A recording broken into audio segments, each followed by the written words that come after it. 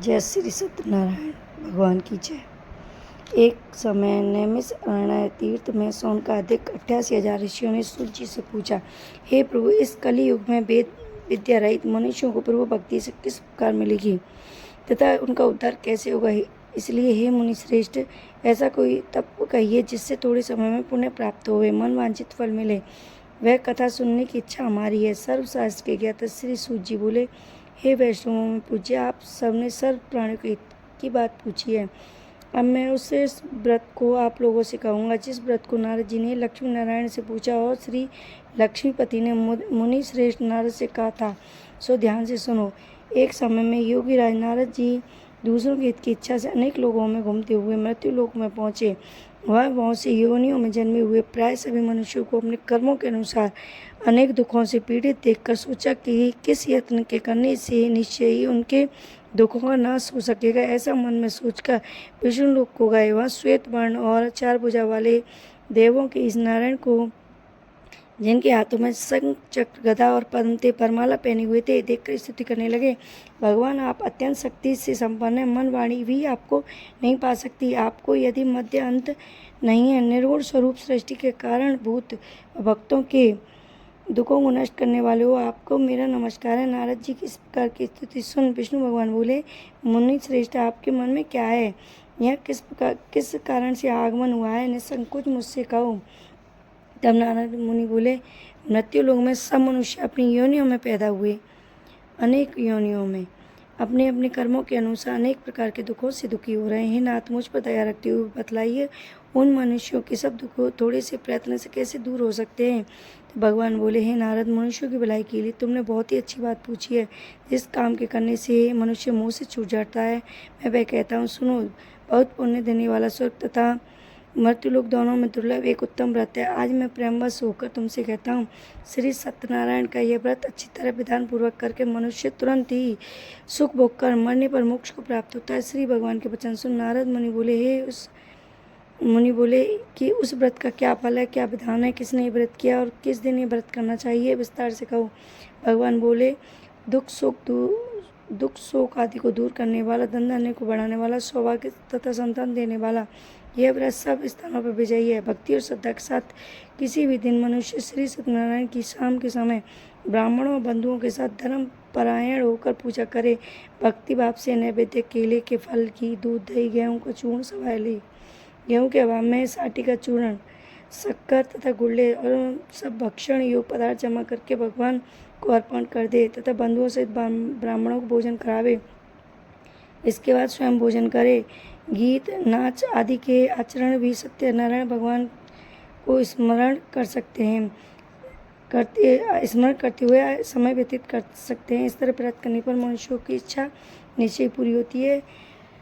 विशेषकर कलिकाल में भूमि पर यही मोक्ष का सरल उपाय है। प्रथम अध्याय समाप्त। बोलो श्री सत्यनारायण भगवान की जय। सूत जी बोले, हे ऋषि मुनियों, जिसने पहले इस समय मैं इस व्रत को किया उसका इतिहास तुमको सुनाता हूँ, ध्यान से सुनो। सुंदर काशीपुरी नगरी में निर्धन ब्राह्मण रहता था। वह भूख प्यास से बेचैन हुआ नित्य ही पृथ्वी पर घूमता था। ब्राह्मणों से प्रेम करने वाले भगवान ने ब्राह्मण को दुखी देख बूढ़े ब्राह्मण का रूप धर के पास आकर आदर से पूछा, हे ब्राह्मण, नित्य तुम पृथ्वी पर क्यों घूमते हो? हे श्रेष्ठ ब्राह्मण, सब ये मुझसे कहो, मैं सुनना चाहता हूँ। ब्राह्मण बोला, मैं बहुत निर्धन हूँ, भिक्षा के लिए पृथ्वी पर फिरता हूँ। हे भगवान, यदि आप इसका उपाय जानते हो तो कृपा कर कहो। वृद्ध ब्राह्मण बोला, श्री सत्यनारायण भगवान मन वांछित फल देने वाले हैं, इसलिए हे ब्राह्मण, तू उनका पूजन कर, जिनके करने से मनुष्य सब दुखों से मुक्त होता है। ब्राह्मण को व्रत का सारा विधान बतलाकर बूढ़े ब्राह्मण का रूप धरने वाले श्री सत्यनारायण भगवान अंतर्ध्यान हो गए। जिस व्रत को वृद्ध ब्राह्मण ने बतलाया, मैं उसको करूँगा निश्चय करके उसे रात में नींद नहीं आई। सवेरे उठते ही सत्यनारायण भगवान के व्रत का निश्चय कर भिक्षा के लिए चल दिया। उसको भिक्षा में बहुत धन मिला, जिससे बंधु बांधवों के साथ उसने श्री सत्यनारायण भगवान का व्रत किया। इसके करने से वह ब्राह्मण हर सब प्रकार के दुखों से छूट गया, अनेक संपत्तियों से युक्त हुआ। उस समय से वह ब्राह्मण हर मास व्रत करने लगा। इस तरह सत्यनारायण भगवान के व्रत को जो करेगा वह सब पाप से छूटकर मोक्ष को प्राप्त होगा। आगे जो पृथ्वी पर सत्यनारायण भगवान का व्रत कर लेगा मनुष्य बस सब दुखों से छूट जाएगा। इस तरह नारद जी ने नारायण का कहा हुआ यह व्रत तुमसे कहा है। हे विप्रो, हे ब्राह्मणों, मैं अब यह और क्या कहूँ। ऋषि बोले, हे मुनियों में मुनीश्वर, संसार में इस ब्राह्मण से सुनकर किस किसने इस व्रत को किया, ये सब सुनना चाहते हैं। इसके लिए हमारे मन में श्रद्धा है। सूत जी बोले, ब्राह्मणों, हे ब्राह्मण मुनियों, जिसने इस व्रत को किया वह सब सुनो। एक समय ब्राह्मण धन ऐश्वर्य के अनुसार बंधु बांधवों के साथ व्रत करने को तैयार हुआ। उसी समय लकड़ी बेचने वाला बूढ़ा आदमी आया और बाहर लकड़ियों को रखकर ब्राह्मण के मकान में गया। प्यास से दुखी लकड़ा रहा उनको व्रत करते देख ब्राह्मण को नमस्कार कहने लगा, आप ये क्या कर रहे हो? इसके करने से क्या फल मिलता है? कृपा मुझसे कहो। ब्राह्मण ने कहा, सब मनोकामनाओं को पूर्ण करने वाला सत्यनारायण भगवान का व्रत, इसकी कृपा से मेरे यहाँ धन आदि की वृद्धि हुई है। ब्राह्मण से इस व्रत के बारे में सारी जानकारी प्राप्त कर लकड़हारा बहुत प्रसन्न हुआ। चरणामृत ले और प्रसाद खाने के बाद अपने घर को गया। लकड़हारे के मन में इस व्रत को करने का संकल्प लिया कि आज गांव में लकड़ी बेचने से जो धन मिलेगा उससे श्री सत्यनारायण देव का व्रत करूंगा। और मन में विचार कर बूढ़ा ब्राह्मण लकड़ियां बेचने जिस नगर में धनवान लोग रहते थे वे ऐसे सुंदर नगर में गया। वहाँ रोज से दुगने चौगने दाम मिले उन लकड़ियों के। तब बूढ़ा लकड़हारा दाम लेकर अति प्रसन्न हुआ और कच्चे केले की फली, शक्कर, घी, दूध, दही, गेहूं का चूर्ण इत्यादि सत्यनारायण देव के व्रत की कुल सामग्रियां लेकर अपने घर गया। फिर उसने भाइयों को बुलाकर विधि के साथ भगवान जी का पूजन किया और व्रत किया। व्रत के प्रभाव से बूढ़ा लकड़हारा धन पुत्र आदि से युक्त हुआ। संसार के समस्त सुख भोग कर वैकुंठ हो गया। द्वितीय अध्याय समाप्त। बोलो श्री सत्यनारायण भगवान की जय। सूत जी बोले, हे श्रेष्ठ मुनियों, आगे की कथा कहता हूँ, सुनो। पहले समय में उल्का मुख नाम का एक बुद्धिमान राजा था। वह सिद्ध वक्ता था, जितेंद्रिय था। प्रतिदिन देव स्थानों में जाता, देवों की गरीबों को धन देकर कष्ट दूर करता। उसकी पत्नी कमल के समान मुख वाली थी, सती सावित्री थी। भद्रशिला नदी के तट पर दोनों ने श्री सत्यनारायण देव का व्रत किया। उस समय वहाँ एक साधु वैश्य आया। उसके व्यापार के लिए बहुत सा धन था। वह नाव को किनारे ठहराकर राजा के पास गया। राजा को व्रत करते देख विनय के साथ पूछने लगा, हे राजन, भक्तियुक्त चित्त से आप क्या कर रहे हो? मेरी सुनने की इच्छा है, सो आप मुझसे बताइए। राजा बोला, साधु, अपने बांधवों के साथ पुत्र आदि प्राप्ति के लिए शक्तिमान श्री सत्यनारायण भगवान का व्रत व पूजन किया जा रहा है। राजा के वचन सुन साधु आदर के साथ बोला, हे राजन, मुझे उस सब का विधान बताइए। मैं भी आपके कथनानुसार आदर के साथ बोला, हे राजन, मैं भी आपके कथनानुसार इस व्रत को करूँगा। मेरी भी कोई संतान नहीं है, इसे निश्चय कर राजा से विधान सुन। व्यापार से निवृत्त होकर आनंद के साथ घर गया। साधु ने अपनी पत्नी से संतान देने वाले व्रत का समाचार सुनाया और कहा, जब मेरे संतान होगी तो इस व्रत को करूँगा। साधु ने ऐसे वचन अपनी पत्नी लीलावती का। एक दिन लीलावती पति के साथ आनंदित हो सांसारिक धर्म से प्रवृत्त हो भगवान सत्यनारायण की कृपा से गर्भवती हो गई। 10वें महीने में गर्भ से सुंदर कन्या का जन्म हुआ। वह कन्या दिन प्रतिदिन ऐसे बढ़ने लगी जैसे शुक्ल पक्ष का चंद्रमा बढ़ता है। कन्या का कलावती नाम रखा। तब लीलापति ने मीठे स्वर में अपने पति से कहा, हे नाथ, आपने जो संकल्प लिया था भगवान के व्रत करूँगा, आप उसे करिए। साधु बोला, हे विप्र, इसके विवाह पर करूँगा। इस प्रकार अपनी पत्नी को आश्वासन देकर वह व्यापार को चला गया। और कलावती अपने पिता के घर में दिन प्रतिदिन वृद्धि को प्राप्त हो रही थी। साधु ने जब अपनी पुत्री को सखियों के साथ खेलते देखा तो तुरंत ही दूत बुलाकर पुत्री के सुयोग वर देख लाने का साधु की आज्ञा पाकर दूत कंचन नगर पहुंचा और वहां से एक बड़ी खोज और देखभाल लड़की के लिए सुयोग बणिक पुत्र ले आया।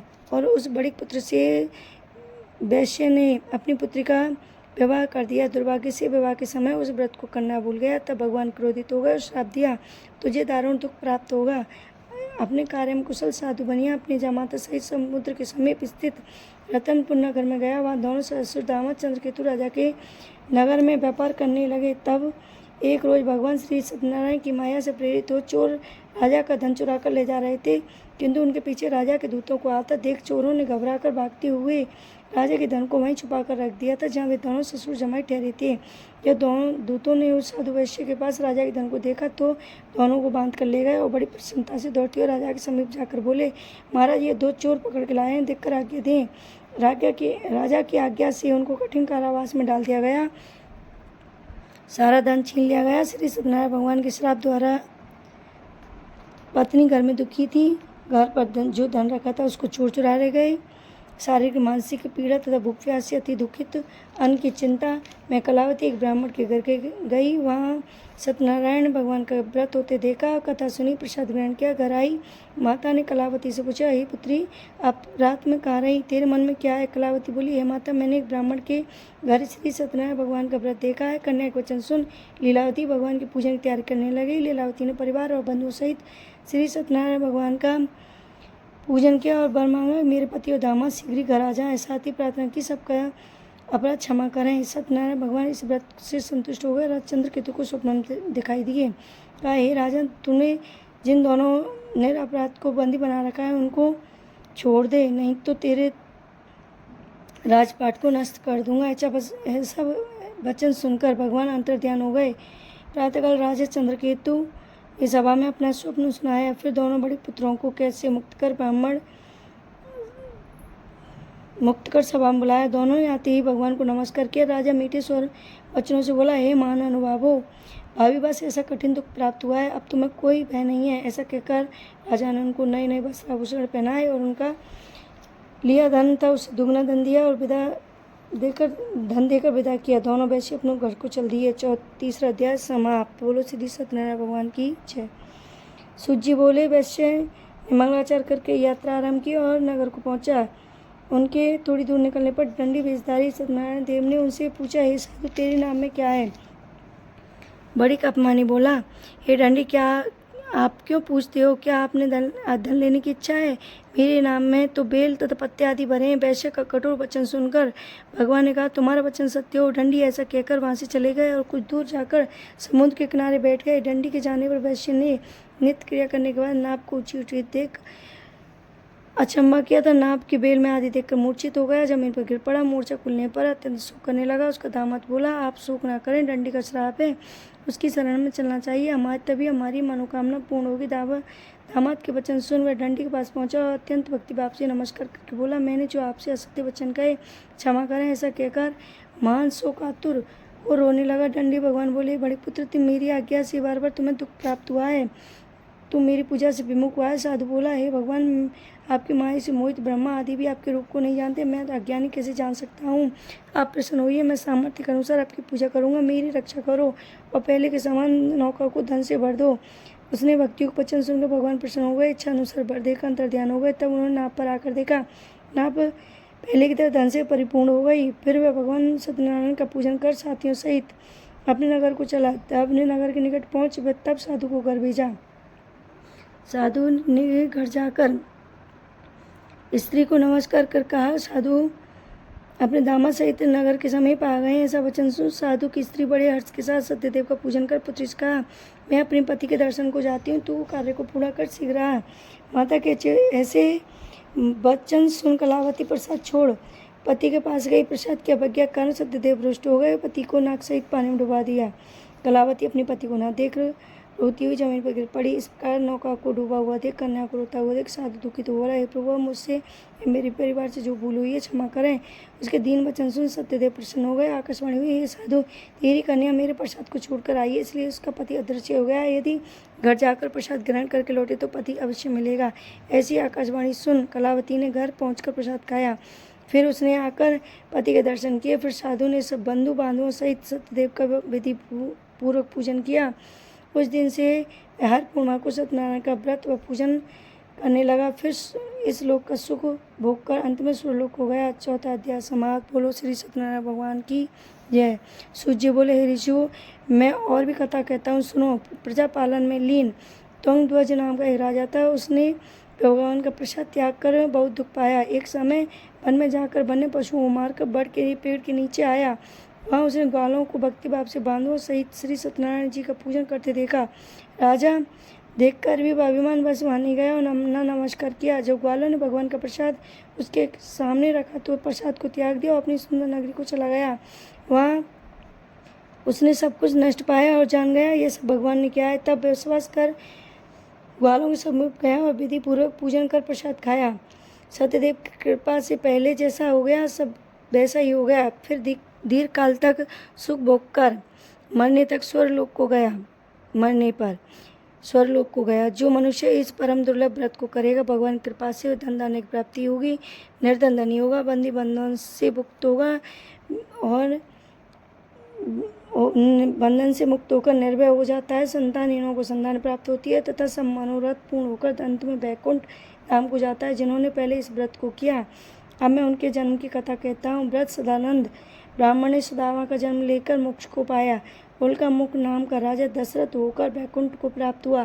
साधु नाम के वैश्य ने मोर ध्वज बनकर अपने पुत्र को आरे से चीरकर मोक्ष को प्राप्त किया। महाराज त्वंग ध्वज ने स्वयं भू होकर भगवान में भक्ति युक्त होकर कर्म कर मोक्ष प्राप्त की। सत्यनारायण भगवान का 5वां अध्याय समाप्त। बोलो श्री सत्यनारायण भगवान की जय। भक्तों, वैसे सत्यनारायण की पूजा तो पूर्णिमा के दिन होती है या गुरुवार, एकादशी या किसी विशेष मनोकामना के रूप में की जाती है। लेकिन अगर भगवान का सच्चे मन से, सच्चे हृदय से मनन किया जाए और कभी भी भक्तिपूर्वक, भक्ति युक्त होकर बंधुओं बांधवों सहित से परिवार सहित पूजन किया जाए तो भगवान अति प्रसन्न होते हैं, मनोकामना पूर्ण करते हैं। सबकी मनोकामना पूर्ण हो। और सत्यनारायण देव की कथा के बाद ओम लक्ष्मी रमणा की आरती करनी चाहिए, सहपरिवार प्रसाद ग्रहण करना चाहिए और मन से सच्ची भक्ति से जयकारा लगाना चाहिए। बोलो श्री सत्यनारायण भगवान की जय।